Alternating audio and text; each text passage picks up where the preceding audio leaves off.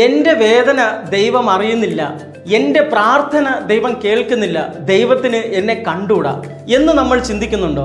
പ്രിയമുള്ളവരെ, നമ്മുടെ ഒരു ചിന്ത എന്ന് പറയുന്നത് നമ്മൾ തെറ്റുകളും പാപങ്ങളും ചെയ്തു കഴിയുമ്പോൾ ദൈവം എന്നിൽ നിന്ന് ഒത്തിരി അകലെയാണ്, ഇനി മുതൽ ദൈവത്തിന് എന്നെ ഇഷ്ടമില്ല, എൻ്റെ പ്രാർത്ഥന ദൈവം കേൾക്കില്ല എന്നാണ് നാം ധരിച്ചു വച്ചിരിക്കുന്നത്.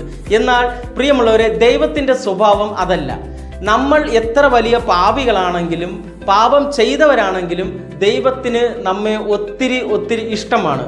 വീണ്ടും ദൈവം നമ്മുടെ പ്രാർത്ഥനകൾ കേൾക്കാൻ കാതോർത്ത് നിൽക്കുകയാണ്. ഒരു കുഞ്ഞു സംഭവം പറയാം. ഒരിക്കൽ യേശുവിൻ്റെ ശിഷ്യന്മാർ കടലിന് നടുക്ക് പെട്ടുപോയി. അവർക്ക് വഞ്ചിയിൽ നിന്ന് അങ്ങോട്ടോ ഇങ്ങോട്ടോ വരാൻ സാധിക്കാത്ത വിധത്തിൽ കൊടുങ്കാറ്റ് ആഞ്ഞു വീശുകയാണ്.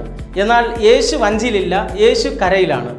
അവരുടെ വേദനയും സങ്കടവും മനസ്സിലാക്കിയ യേശു കടലിന് മുകളിലൂടെ നടന്ന് അവരുടെ അടുത്തേക്ക് ചെന്നെത്തുകയാണ്. എന്നിട്ട് പറയുകയാണ്, ഭയപ്പെടേണ്ട, ഞാനാണ് ദൈവമെന്ന്. പ്രിയമുള്ളവരെ, എന്നിട്ട് യേശു വഞ്ചിയിൽ കയറി ഇരിക്കുകയാണ്.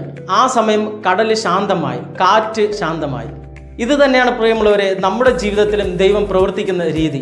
നമ്മുടെ പ്രശ്നങ്ങളും പ്രതിസന്ധികളും ഉണ്ടാകുമ്പോൾ നമ്മൾ ദൈവത്തിൽ നിന്ന് ഒത്തിരി അകലെയാണെന്ന് നമ്മൾ ചിന്തിക്കേണ്ട.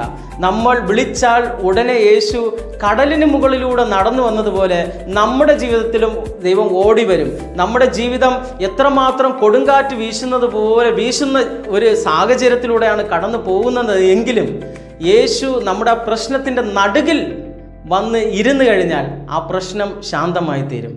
അപ്പോൾ നമുക്കൊരു തീരുമാനമെടുക്കാം. നമ്മുടെ ജീവിതത്തിൽ പ്രശ്നങ്ങളും പ്രതിസന്ധികളും ഉണ്ടാകുന്ന സമയങ്ങളിൽ യേശുവിനെ നമ്മുടെ പ്രശ്നങ്ങളുടെ നടുക്ക് കൊണ്ട് നിർത്തുവാൻ നമുക്ക് ശ്രമിക്കാം. അപ്പോൾ നമ്മുടെ ലൈഫ് ചേഞ്ച് ആകുന്നത് നമുക്ക് കാണാൻ സാധിക്കും. Let's try.